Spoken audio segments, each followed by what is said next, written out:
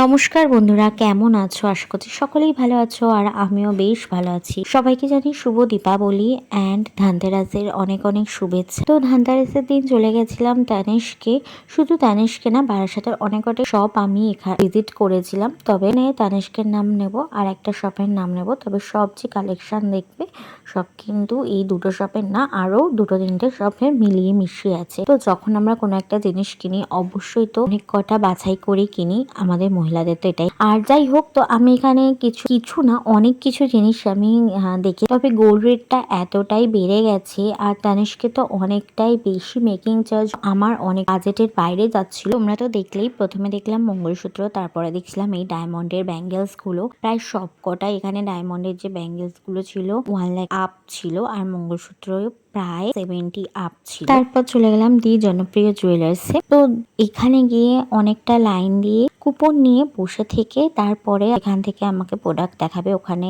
গেলাম। তো এখানে অনেক কিছু দেখলাম, বাট এদের মেকিং চার্জ কম হলেও আমার তেমন কিছু ফার্ক মনে হলো না। জানি না তোমরা যারা গেছো তারা আমাকে বলো যে তোমাদের মেকিং চার্জে কি ডিসকাউন্ট লেগেছে। তো আমি অবশ্যই হিসাবে হয়তো অনেক কাঁচা, আমি কিচ্ছু জানি না। আমার বড় গেছিল, সেও কিছু বুঝতে পারিনি, তো ওখান থেকে চলে এসে তবে প্রোডাক্ট কিছুই নেইনি। নেক্সট পার্টে আসছে কি নি। আজকের ভিডিও এটুকুনেই। তোমাদের কেমন লাগলো অবশ্যই জানো, আর তোমরা গেস করে বলো আমি কি নিতে পারি। তো চলো, দেখাবে একটা নেক্সট ভিডিওতে। টাটা।